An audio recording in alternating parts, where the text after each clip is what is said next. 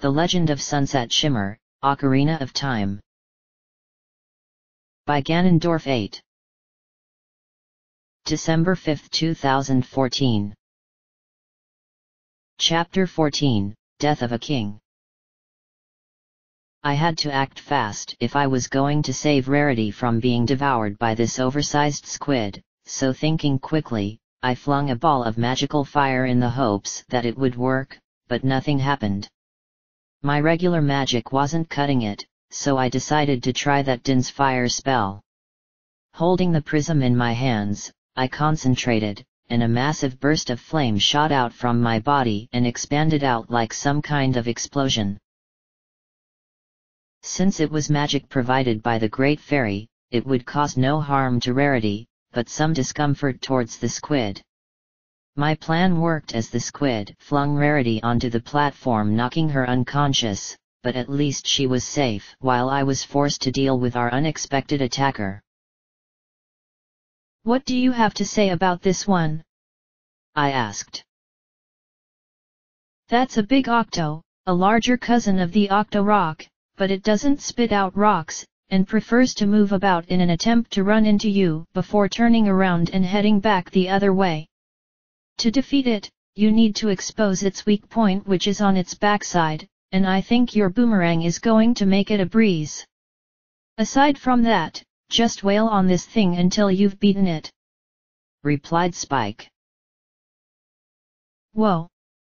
What's gotten into you all of a sudden?" I asked. "This thing just attempted to eat Princess Ruto, and now she has been knocked unconscious due to it slamming her down onto that platform. Kick this big octo in the flank, or whatever it has which constitutes for its rear end. No one does that to the princess and gets away with it," replied Spike. Hearing him say that definitely sounded like how Spike is infatuated with Rarity back in Equestria and the human world, and it actually scares me knowing that he can snap just like that. The big octo then decided to turn and run around the room with the spikes on the platform, proving themselves to be a bit of a hassle. I took off after it and managed to keep up with it, which wasn't saying all that much. With one throw of the boomerang, it knocked it forward slightly, and its weak point was exposed, which was this large green bump. I really didn't want to see that, so I struck it with my regular magic, which turned out to be all I needed as the squid spun around a few times before fading away. "That was it?" I asked. "You showed it Sunset Shimmer," replied Spike. "Well, yeah, of course I did, but that felt really underwhelming, not that I'm complaining, mind you. Still, that was what I'd call anticlimactic, as the only thing it did that was even remotely threatening was an attempt to eat Princess Ruto. Speaking of which, we should check up on her to see if she is okay," I said. The platform had since lowered down, placing the spikes underneath the floor, and I walked over to where Rarity landed. She had started to come to, and I was relieved to know that she was okay. "You had us worried there for a moment when that thing slammed you onto this platform, but it looks like you'll be okay, princess. It quickly fell to a combination of my boomerang and magic, so it looks like we're in the clear until the next monster comes." "That creature has already fallen?" asked Rarity. "It only took me about 20 seconds or so to get the job done, but essentially yes, I've already defeated it," I replied. "Wow! You are cool. Cooler than I ever imagined you being. This kingdom is most fortunate to have someone like you around to save its Sunset Shimmer, and I believe in my heart that we're in good hands," said Rarity. "Even though you know about my troubled past?" I asked. "Darling, you can't allow these past experiences to weigh you down, otherwise they could overwhelm you. While you have committed a number of boo-boos over the course of your life, you have taken strides to redeem yourself in the eyes of others by doing good deeds, and wanting to show them that you can become a much better person for it. Not everyone is going to accept you for what you have done, and I say too bad for them, as they are allowing their negative feelings of you blind them from the truth. So buck up, Sunset Shimmer, and let us use this platform to get up to that room above, replied Rarity. She then got up onto her feet, and pulled me towards the center of the platform, which caused it to rise up to the ceiling, and into another room where the platform became the floor. Rarity then began to look around quickly, and soon discovered what she was looking for. Ah! Here is the spiritual stone. That monster must have ignored it when I didn't come up into this room as part of the trap. Since you have acquired your stone, that means you can leave this place and seek safety while I continue on and find that parasite, I said. I have no intention of running away, darling, as I'm going to stick with you until the very end. Do not treat me as someone who has to be kept safe from harm, as I find that to be an insult to my character. Besides, you need me to guide you to where the heart is, even though you do have that map. Just know that I am coming with you, and that is the end of the discussion. Well, I still have a question to ask you, said Rarity. What's that? I asked. Why do you need the spiritual stone? All I remember my mother telling me when she passed it on to me was that I had to protect it until the one destined to collect it would come. That person was to become my husband, as the stone is often viewed as a marriage proposal, but since you are a girl, that is null and void, which suits me, as I never liked the idea of having to use such a subtle means of finding a mate. Anyway, what possible use could you have for it? None, I would wager, replied Rarity. You would be completely wrong about that. That spiritual stone is one of 3 stones which, according to Princess Zelda, serve as keys which are needed to open something called the Door of Time, located within the Temple of Time. Behind this door is the location of the Triforce, which has been sought by many. The reason behind the true purpose of the stones was probably never disclosed, so as to remove any notion of temptation in the eyes of those chosen to protect them, I said.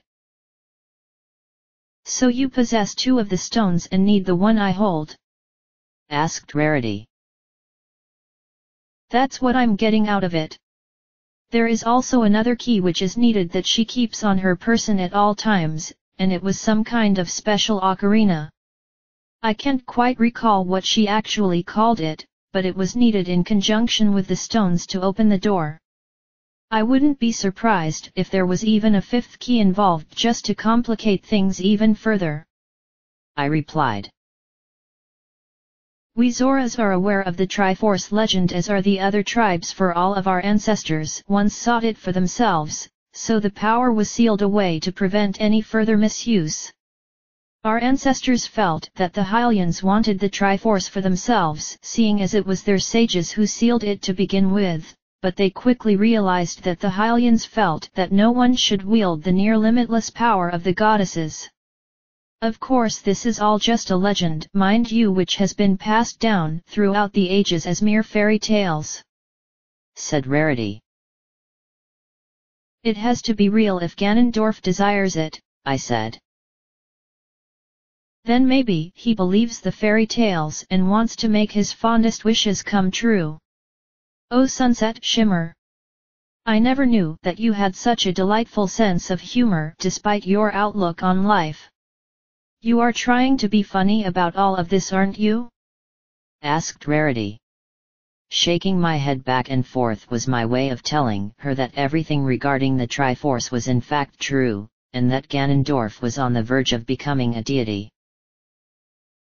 Oh, that does sound rather unpleasant, and if he were to get his hands on such power, well, the entire kingdom would go up in smoke. Now I understand why you are under so much pressure about not having much time, so I'll just stop talking about this, so that we can proceed to the heart. Couldn't have said that last bit better myself, I said. The next room featured what looked to be two large pink blocks, which reminded me of a type of candy that I once had courtesy of Pinkie Pie. There was something strange about these blocks, and my hunch was proven correct when the closest one started to wriggle about. Whoa! What kind of block goes about wriggling in an agitated manner? That freaked me out immensely, but I notice that you're completely calm about it. Would you mind filling me in on what I appear to be missing out on? Those aren't blocks as you call them, but rather a form of nerve endings, replied Rarity. Come again? I asked. Lord Jabu-Jabu's interior is filled with some unusual components. Those are nervous points which react to anything that tries to come near them by lashing out in a sort of frenzy. Not many of these exist in here, but whenever I have seen them during his feeding time, I can't help but wonder if they are but another form of his suffering from the parasite that plagues him so. If you make contact with them, you will receive a nasty bit of shock, darling, so maybe you can use that boomerang of yours to stun them, and cross over to the other side before they regain their composure, suggested Rarity. Now why didn't I think about doing that sooner instead of just allowing myself to freak out? Once again I breathed a heavy sigh, and threw the boomerang at the giant nerve, causing it to be stunned. I repeated the process with the other one, and we quickly crossed over them both and into the next room before they could recover. This room looked slightly familiar, but then again they all looked that way due to the walls and ceiling being nothing but pulsating muscles. And there is the missing walkway we have been searching for over there. It doesn't make sense that it would be located all the way up here, I said. And I agree with you, Sunset Shimmer, as it feels like someone wanted to make sure that no one could reach the heart. Well, in any case, once we get onto that walkway, I am sure that it will drop down into its proper location below, giving us access to where we need to go, said Rarity. You know, I actually thought that this was going to be a difficult experience. I assumed that you were going to be somewhat of a snob, what with being of royal blood, and many people of the nobility often appear as thinking they are better than everyone else, and look down on others as being beneath their train of thought. That's why before I came in here, I was afraid that I was going to be ridiculed and insulted by you for not being the kind of rescuer that you were expecting. Now that I see that, despite being tomboyish in nature, you're really sweet and generous to a fault, and not afraid to share your feelings, I said. I would feel insulted if not for the fact that you were being honest with me, said Rarity. Most of the people I've encountered during my time in Hyrule look like those I know from my world, yet their personalities are so different from what I've come to expect from them, although there are a couple of similarities. It feels like I keep making mistakes, such as calling them by the names of my world instead of the names they use here, and assuming that they would have certain quirks, I said. Perhaps you will learn from this and become a better person, asked Rarity. One can only hope that I do, I replied in a sarcastic tone which she didn't seem to take notice of. For some reason, there was starting to be a lack of monsters getting in our way, which made me uneasy, as maybe they were preparing some kind of final assault in a bid to prevent us from reaching the heart. I could be overthinking this, but I didn't want to take any chances that I could be wrong. By jumping onto the platform, it slid itself down and connected with the rest of the walkway below, making the ledge accessible, but the problem that now came up was how to go about opening the door. I knew that Rarity would not want to be told to stay behind like before, so that option was out, but maybe there was something else nearby which could be used as a weight of some kind. That's when I noticed two small boxes nearby which looked completely out of place, but were just what we needed to activate the switch. As I made my way over to where the boxes were located, I began to think about Twilight again, and hoped that she was okay. I must wholeheartedly apologize to you Impa for having seen me react that way. You need not apologize for your actions Your Highness, as you were merely expressing your opinion of Ganondorf. Had I been in your shoes, I would have said the exact same thing, and most likely punished for speaking out against the king. Granted, you did really touch a nerve when it comes to your father's patience. He will overcome his anger towards you, princess, so know that his current state of mind will not last long," said Applejack. My words may have been harsh, yes, and perhaps insensitive to my father's ideals, but someone had to tell him the truth about Ganondorf. Why is it my father just cannot see the evil in that man's heart? Does he not realize that Ganondorf is here solely to conquer our world using the power of the Triforce? Many times have I tried to convince my father through gentle means, but he rejects my visions as nothing more than fairy tales, most likely caused by my restless nights. When he insisted that I show off the Ocarina of Time to Ganondorf, that was when my heart could no longer take his lack of action, and so I had no other choice but to react. Of course, my incident may have jeopardized our plan of stopping Ganondorf," said Twilight. "Whatever do you mean?" asked Applejack. "The fact that I was so adamant when it came to keeping the Ocarina of Time safe from him has probably eluded to him our plan. Thus, he is most likely now aware of our intentions, which gives us even more restrictions. Whether he knows about Sunset Shimmer or not remains to be seen, but now we need her to return here to the castle as soon as possible. My father, despite his insistence on forming this alliance, might be able to stall Ganondorf for a little while longer, but if Sunset does not return by then, we will have no choice but to resort to drastic measures," replied Twilight.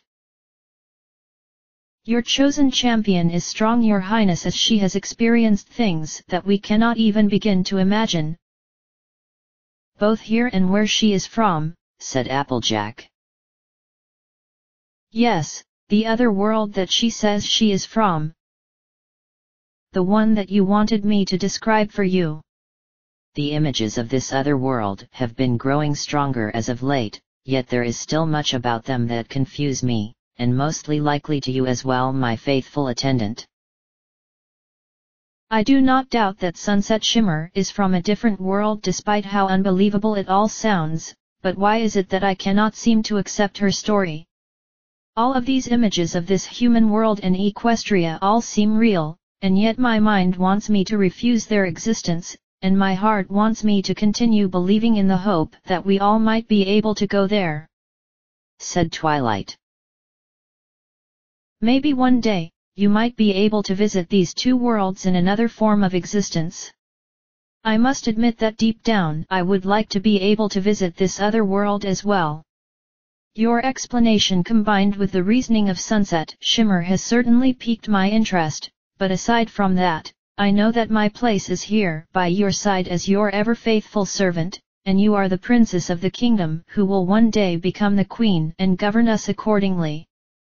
Your father may be upset with you, but deep down I know that he believes that you will make for a fantastic ruler when the time comes," said Applejack. "Is it just me, or have you become more emotional?" said Twilight. "Emotional, Your Highness? Surely you jest at such a notion.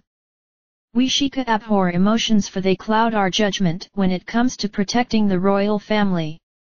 Our minds must always be focused on keeping you and your father safe, and anything else would be seen as a distraction," said Applejack.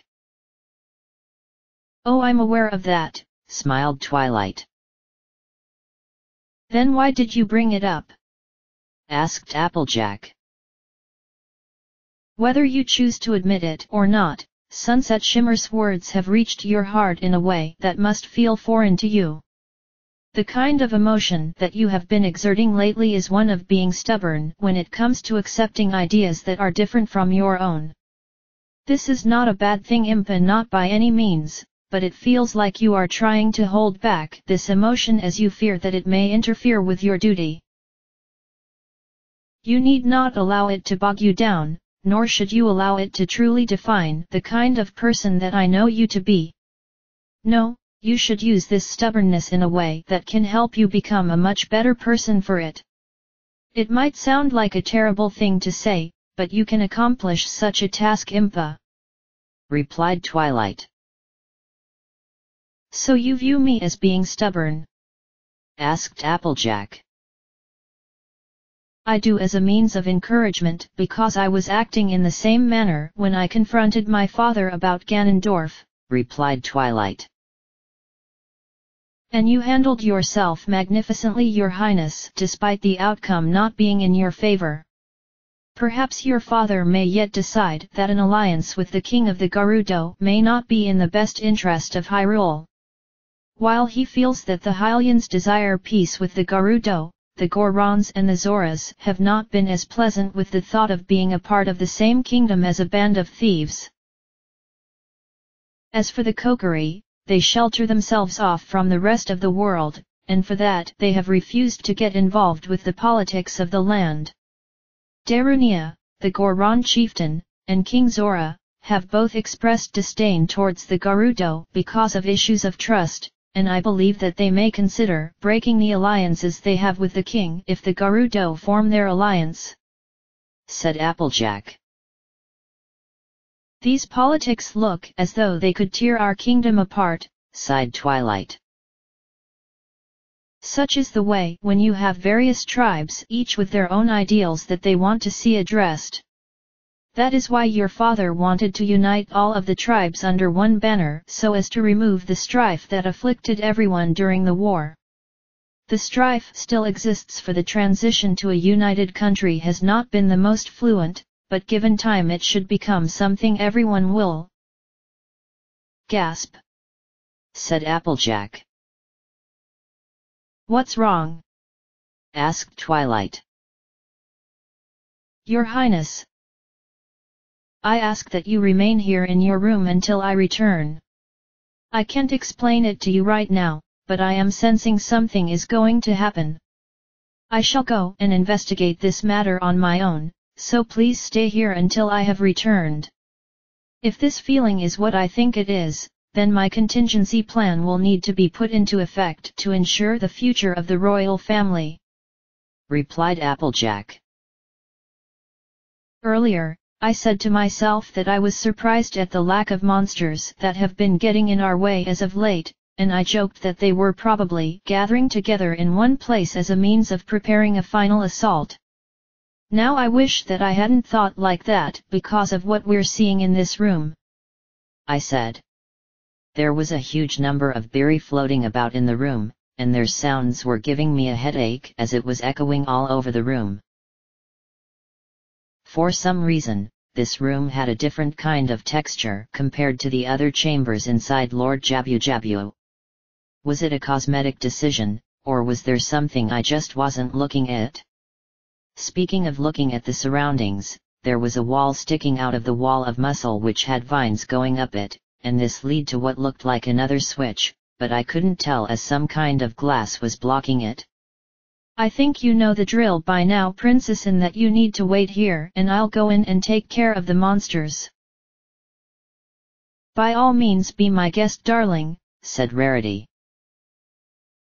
"No complaints this time?" I asked. "This massive amount of monsters is something you adventurer types enjoy dealing with on a regular basis, so who am I to deny you the satisfaction of showing off your heroic nature?" replied Rarity. Are you seriously referring to me when you said that? I'm not your typical heroine, in case you haven't noticed by now, but I suppose I do have to take care of this as it is my job, so to speak." I sighed as I started to throw the boomerang and picking off the berry one by one. The way Rarity spoke of me being a heroine still didn't make me feel good, as I kept on reminding everyone in Hyrule that I was just not the heroic type that they think I am. Maybe I just need to have a bit more self-confidence in myself, and also have a bit more aim as some of my throws were way off target. As I continued to destroy more biri, more of them started to show up, which made me think about where they were coming from, or perhaps it was some kind of colony. Rarity encouraged me to keep on going, which sounded more like backseat driving more than anything, but after a lot of trial and error, the biri finally stopped, and that gave me a moment to breathe. I can tell you one thing, and that is I need to get better at using this boomerang, as a lot of my throws were just terrible despite the fact that I got rid of them all. Princess Ruto, if that door over there leads into Lord Jabu-Jabu's heart, and I suspect that behind it is the parasite causing all of this, it would be best for you to remain here while Spike and I go in and see what's going on. Normally, you would either argue with me on the subject, or give me the pleasure of fulfilling a heroic deed, but this time the decision is completely out of your hands. You are to stay here and enter the room only when things have calmed down. I'm here to save you as well as the Zora deity, and losing either one of you is not an option. Now that's a bold statement if I ever heard one, said Rarity. So you'll do as I ask? I asked. You have my word that I shall stay in this room and wait, but if I feel that you could do with my help, I shall come in and do what I must to protect both you and Lord Jabu-Jabu in the name of the Zora tribe. Oh, and you might want to hit that switch way up there on the ceiling if you even want to get inside the next room, replied Rarity. Did she just give me the same smug treatment that Spike usually does? I just can't win in those situations, can I? Sighing once again, I climbed up the wall using the vines until I reached the top, and the glass turned out to be some kind of clear plastic which prevents Deku seeds from striking the switch, but not the boomerang which I threw at the switch, activating it and opening up the door to the heart. While I could jump down and cut out some time, I preferred to climb down slowly in order to be safe.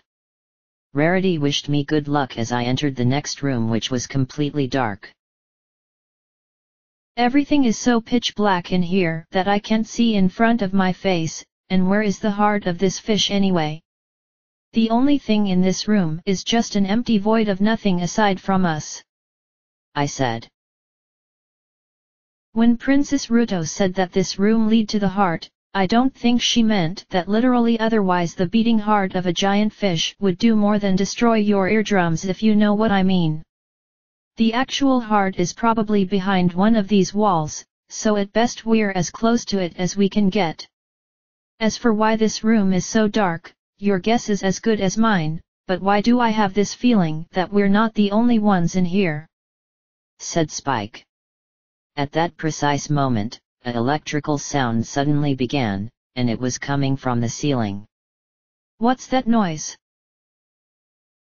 It sounds like either a biri or bari, as they're the only things that make that noise, I replied. Then maybe you ought to tell him that, said Spike as he floated out in front to alert me to what was happening on the ceiling. Once again, my face turned white as what we were seeing was a jellyfish covered in an electrical current, and this was followed by several more jellyfish which began to float about and giving off electricity. As Spike and I stared at the numerous jellyfish floating in front of us, a different current latched out to all of them, and they began to attach themselves to some kind of giant sphere-like object which was pulsating in quite a sickening fashion. The sphere had 3 veins which were connected to the ceiling, and it had 2 antennae which moved about as though they were scanning for something. Spike, I think we've just found the parasite plaguing Lord Jabu-Jabu, I said. I'll say we have. This creature is called Barinade, and it has been infecting him from the inside through those veins attached to the ceiling. Be careful, Sunset Shimmer, as this monster is a lot stronger than the previous ones we've seen. While its electrical attacks won't inflict that much damage to you, it will attack repeatedly without rest, and those attacks can slow your momentum down when they hit you. Those jellyfish on its body seem to be acting like a shield which will make things tough. The boomerang is sure to be useful here as you will need to throw it at Barinade in order to remove its defenses. Just watch those two antennae-like tentacles closely as those are its means of attacking," said Spike. "The first thing we need to do is to cut those veins and sever this thing from Lord Jabu-Jabu's innards. I'm sure that it won't like me doing that, but right now I don't care what it thinks because what it has done to this deity is just unforgivable. Just like you, Spike, I've pretty much snapped and am ready to show this parasite a thing or two, but I'm not blinded by rage to just attack blindly without thinking, as those electrical attacks are sure to build up if I allow myself to get struck repeatedly by them," I said. Taking out the boomerang from my belt, I aimed at each of the 3 veins and tossed it at them, severing each one. The result did cause Barinade to start bleeding green liquid as an indication that it was hurt, but that's when it forced the jellyfish to start rotating around it with the electrical current keeping them in place. One of the jellyfish collided with me, and I went flying back and smacked into the wall before dropping to the ground. "Are you all right?" asked Spike. "Those jellyfish spinning around that parasite caught me off guard, which is why that one hit me pretty good," I replied. "It looks like it can't maintain that electrical connection for very long, so when it wears off, that will be your cue to destroy those jellyfish. You can also use the boomerang to stun the parasite and removing the currents that way if you want to keep at a safe distance. As for the jellyfish themselves, they can't give off any electricity after it's been stunned, and are vulnerable to pretty much anything," said Spike. I decided to go with the distance approach, and struck the parasite with the boomerang, causing it to be stunned, and the jellyfish to simply float in place. With this brief moment of reprieve, I went ahead and destroyed all of the jellyfish using my magic, and that was when the parasite started to move around with a second set of jellyfish that spun around even closer to the body. I was completely unprepared for this wave, and once again a jellyfish struck me and I smacked into the wall, but before I could recover this time, I was attacked again and thrown in a different direction before crashing into the ground. "Any ideas?" I asked. "Throwing the boomerang in between those jellyfish may take a few attempts, but it can be done as long as you are patient. Oh, and watch out for those antennae like I told you before," replied Spike. It was too late for me to react to his warning as my body got electrocuted several times in a row by the antennae, and my only response was to cry out in pain as it felt that my body was being burned from the inside out. As soon as Barinade paused for a brief moment before attacking again, I shook myself to focus on what was happening, and I jumped to the side, avoiding the electricity before throwing the boomerang. I was lucky that I managed to connect as it became stunned again, which allowed me to attack the jellyfish which had scattered slightly. It proved to be difficult to destroy them this time as I found myself being struck with lightning from the antennae, but I had to keep going and see this through, and when the last jellyfish was gone, it began to move about in an erratic pattern, shooting electricity all over the place. "How many more phases are left?" I asked. "This seems to be the last one, as it has no more jellyfish to use as a shield, which means it's practically vulnerable no matter what it tries to do.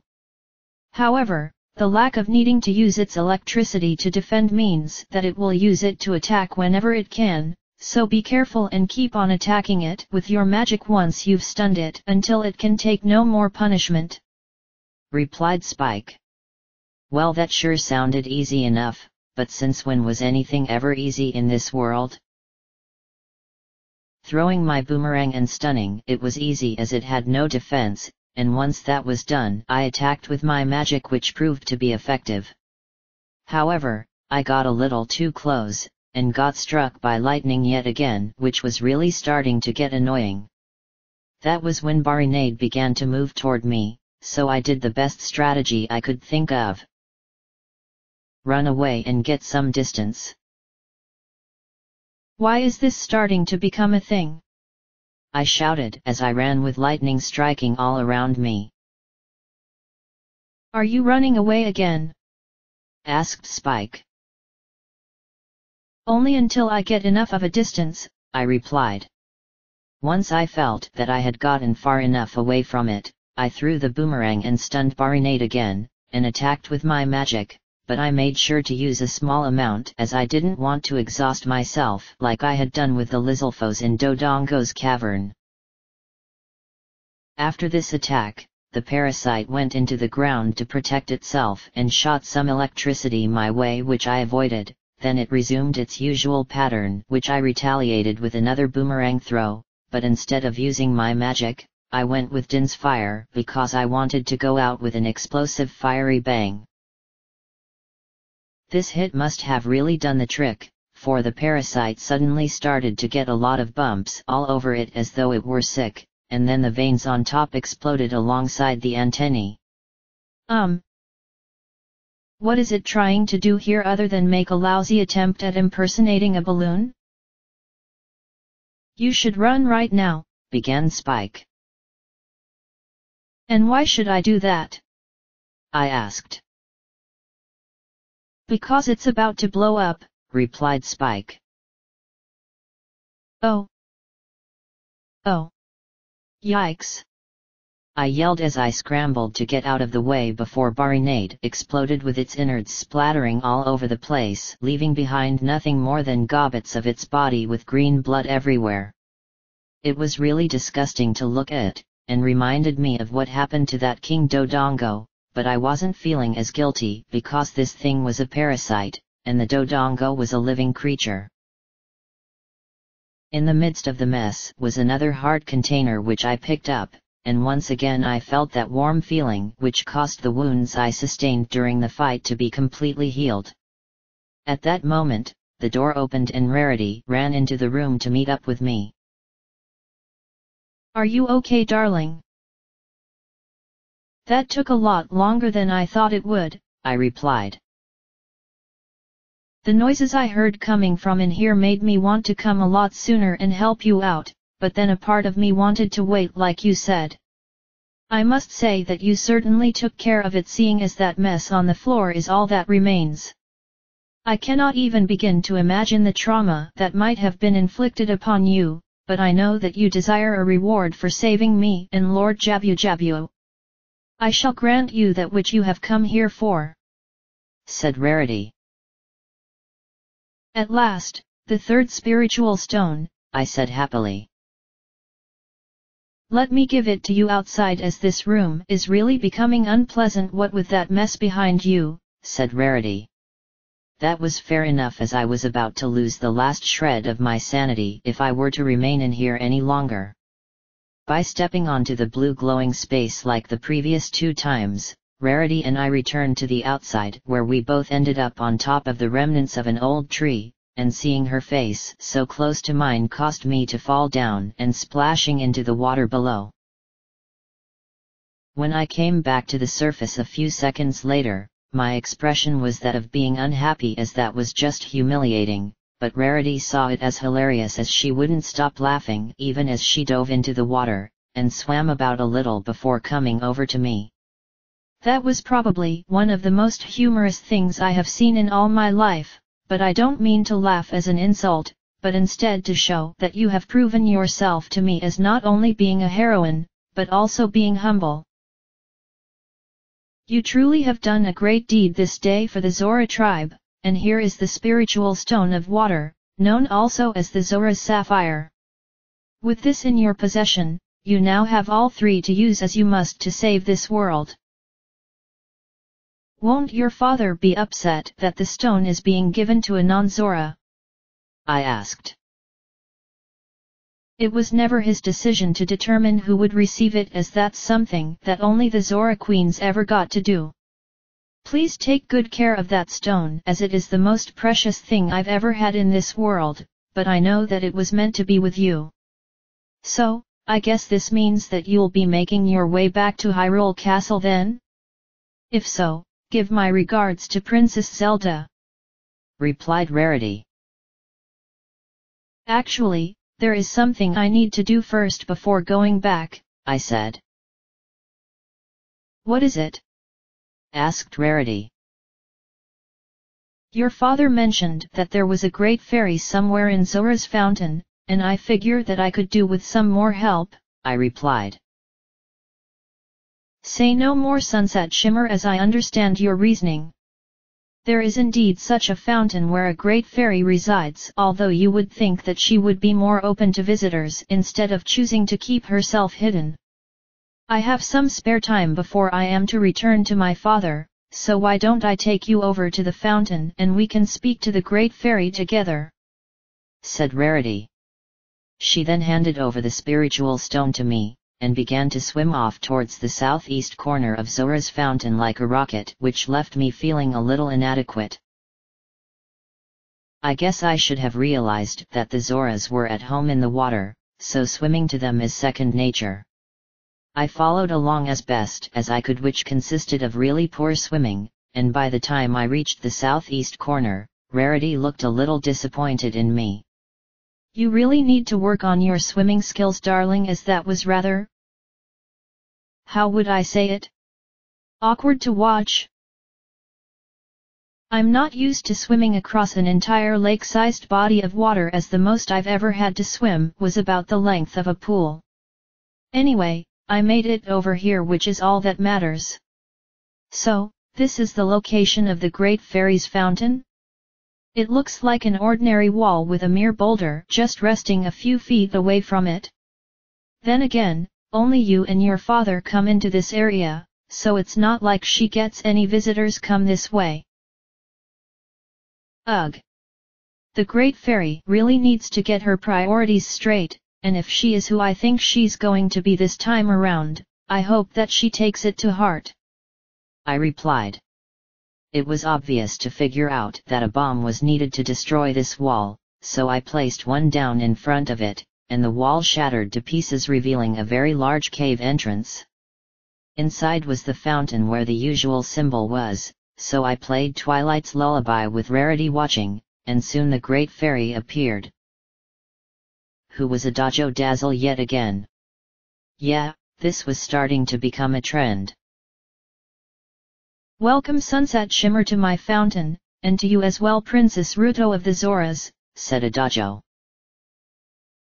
"Are you the same Great Fairy I've encountered at a fountain the last 2 times, or are you a completely different one who just so happens to share the same appearance as the previous 2? I asked. "I suppose that we are the same Great Fairy if our appearances are alike, but then our personalities could be different, making us separate entities with the same functions.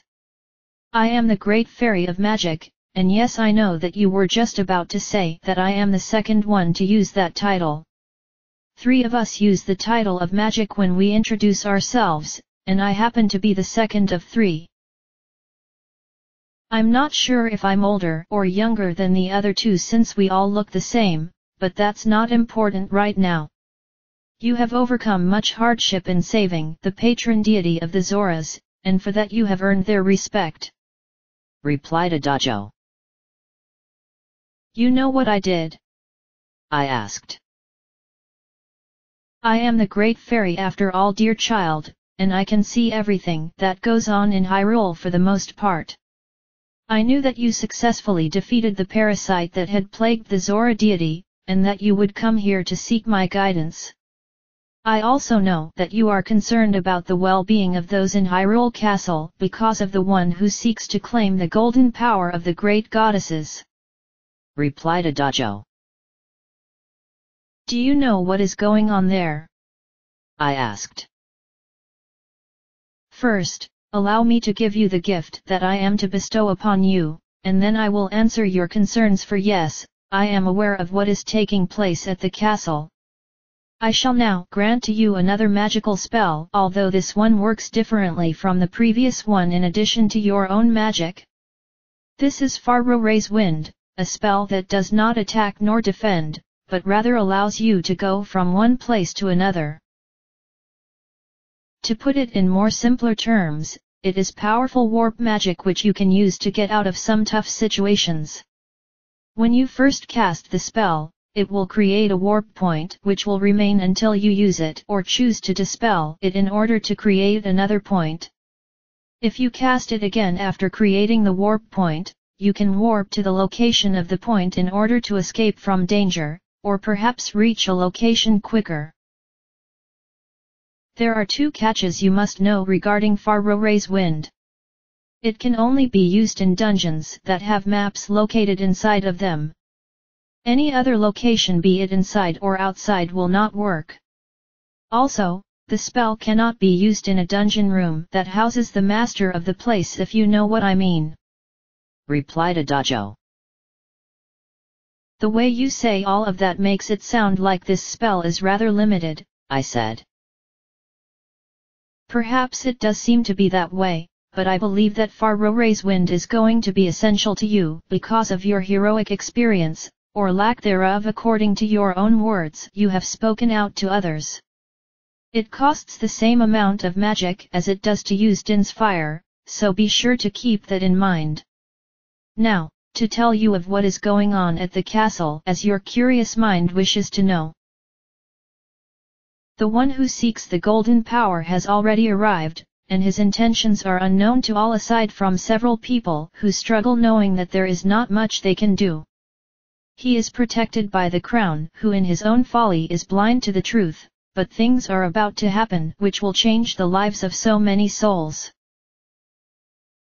When this will occur remains to be seen, for a dark power is blocking my vision, but it will come to pass despite your best efforts, Sunset Shimmer. My advice to you would be to travel not to the castle, but to the desert which lies to the west of the kingdom," said Adagio. "Why would I want to go there?" I asked. "Someone is waiting for you in the desert, and wishes to fulfill a final request," replied Adagio. "That doesn't make any sense," I said. "This individual shall find you when you travel by the road which splits off towards the desert, and you will soon learn much about the world which has thus far eluded your perception. I am afraid that there is nothing more for me to say to you, so this is where you must go forth and figure out the rest on your own. When battle has made you weary, please come back to see me," said Adagio. As she disappeared just like before, she had left me with many questions that lacked answers. Ganondorf was at the castle, which I figured was going to happen, but did she mean to say that the King of Hyrule is protecting him because of his status? The rest of what Adagio had to say felt really cryptic, and even Rarity wasn't sure of what to say. If only I had been given some kind of means of being able to see either into the future, or at least see what was happening in the castle at that exact moment. Something was indeed going to happen which was about to change everything. So the Ocarina of Time serves as the main key which is used to open this mysterious door of time? I find that to be rather fascinating, Your Majesty, although I cannot believe that a mere instrument has such power. Perhaps you might be deceiving me, and wanting to have a little bit of fun at my expense rather than giving me an honest answer? What I speak of is true, Ganondorf, as the Ocarina of Time was a gift given unto the royal family by the ancient sages when they constructed the Temple of Time. They created the temple as a means of protecting the entrance to the sacred realm from any who was tempted to claim the Triforce for their own. The door of time cannot be opened by any means without the Ocarina, as well as 3 additional keys which were created to serve as an additional protective measure," replied the king. 3 more keys? What kind of keys would those be?" asked Tyrek. The ancient sages crafted 3 beautiful gems of emerald, ruby, and sapphire which they dubbed as spiritual stones, which contained a powerful magic which coincided with the power contained in the Ocarina of Time. These stones act as the main keys and need to be placed on the pedestal of time inside of the temple, but the ancients feared that someone could easily acquire them if they were all together in one place. Thus they scattered the stones by handing them over to the other tribes, and instructed them to guard them until the time had come when they were needed again. No one outside of the royal family is aware of what the spiritual stones do, so the tribes believe the stones to be artifacts of great value and nothing more," replied the king. "It sounds to me that once these stones have served their purpose, they end up becoming gems that are worth a pretty penny.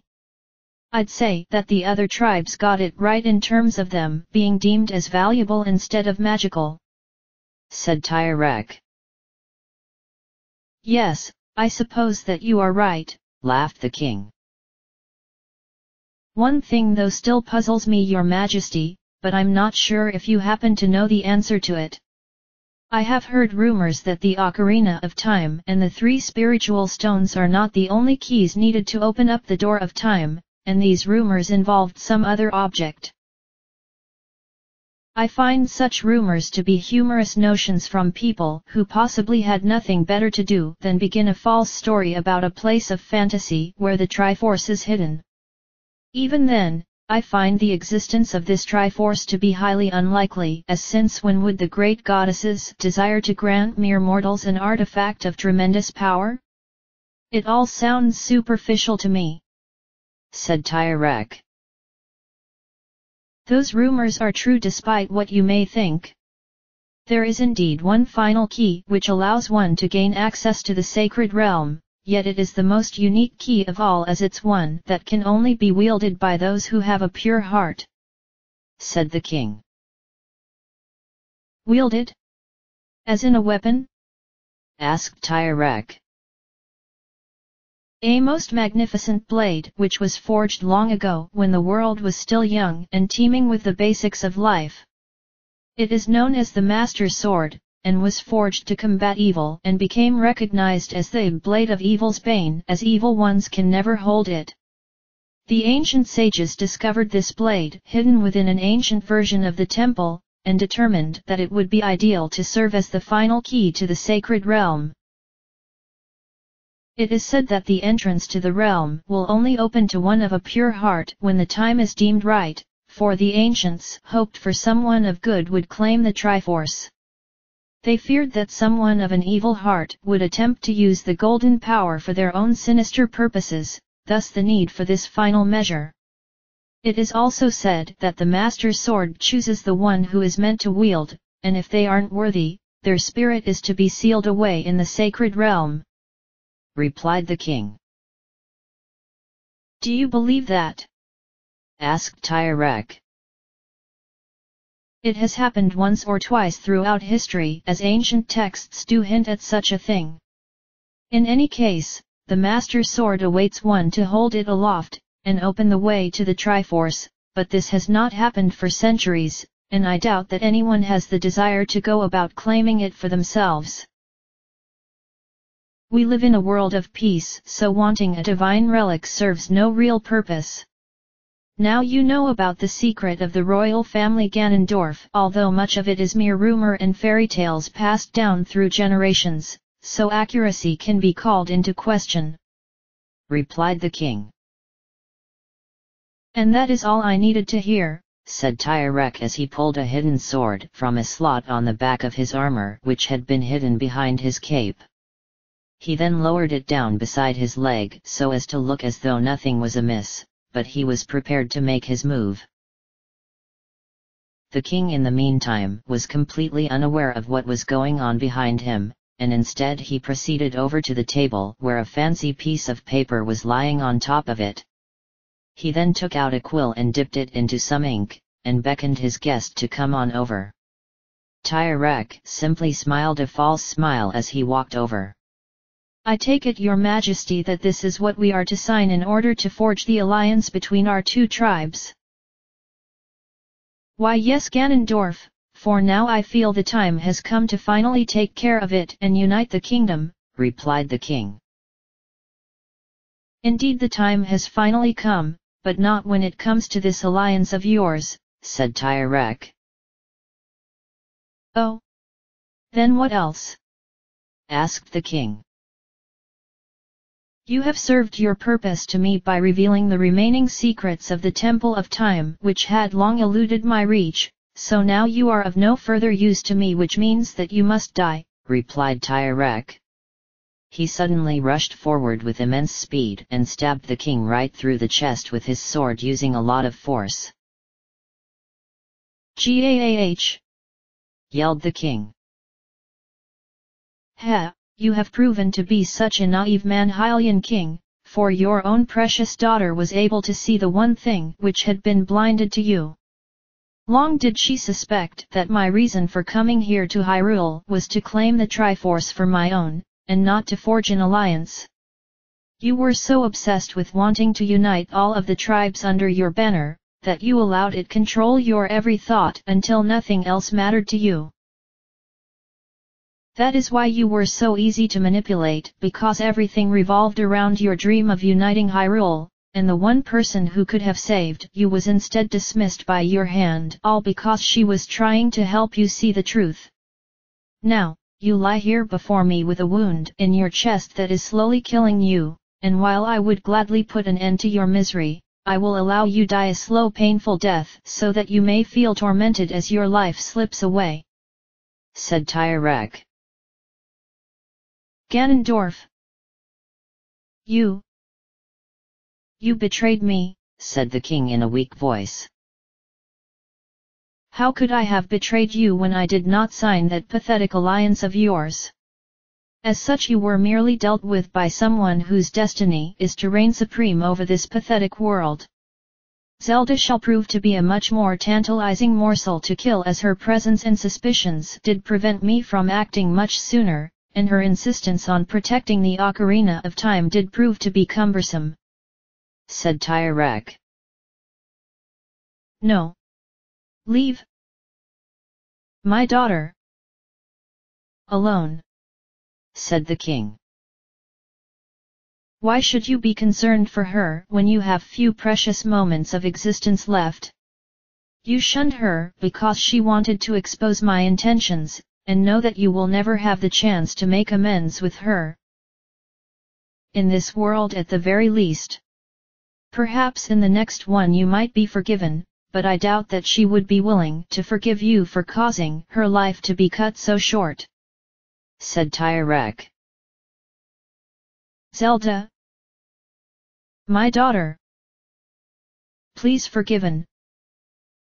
Old man, for not seeing the truth much sooner. I am so sorry," said the king. "Do you breathe still? You certainly are a stubborn one, aren't you?" asked Tyrek. "You will not get away with this treachery," replied the king.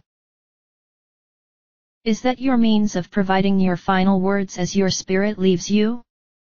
How amusing you would waste your breath on such a trivial and predictable manner. While your intellect can be questioned for being oblivious and ignorant, the energy that you possess remains as strong as ever. I shall drain the power you have until your empty husk can give me no more, and then I shall do the same to the entirety of the royal guard. Then, Zelda and the Sheikah shall become my victims as I drain them of their power once their lives have been snuffed out," said Tyrek. The king attempted to speak another word, but he collapsed to the ground dead due to the wound being fatal. His crown fell off of his head and rolled in front of Tyrek, who proceeded to crush it under the weight of his foot. And with that, the royal family of Hyrule has come to an end, and the reign of Ganondorf shall soon commence. Ha! Ha! Ha! Ha! Ha! Ha ha ha ha ha ha ha ha. To be continued. Chapter 15, The Gerudo named Derpy, and the Encroaching Darkness.